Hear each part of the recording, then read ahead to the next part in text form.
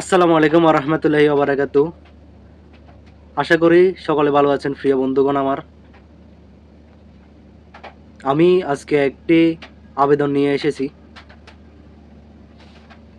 আমার মনে হয় দুনিয়াতে সবচেয়ে অভাগা কোনো ব্যক্তি হলে হৃদয় নামের ব্যক্তিরাই হয়।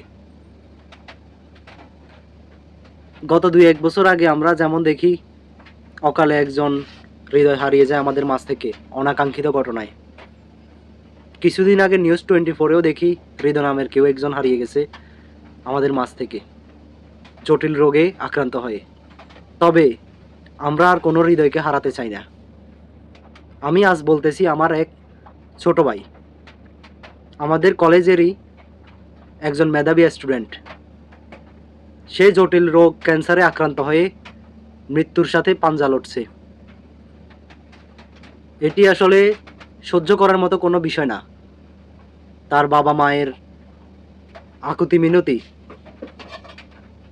সহ্য করার মতো না। তার পরিবার অসচ্ছল, তার চিকিৎসা করাতে অক্ষম।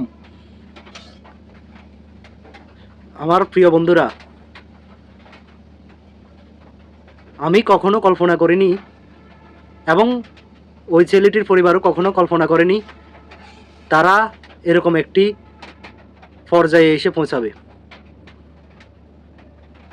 তারা মধ্যবিত্ত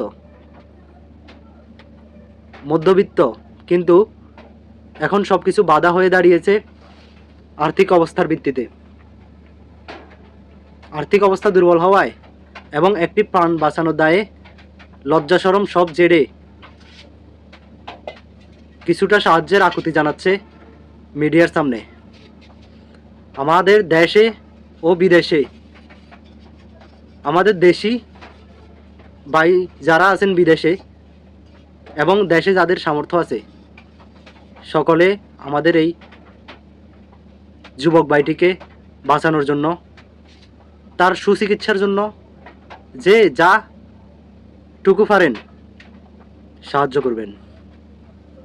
আমি একজন বড় মাপের কন্টেন্ট ক্রিয়েটর নই, কিন্তু আমার এই বন্ধু কিংবা ছোট ভাই যা বলেন তার দুঃখ সহ্য করার মতো না।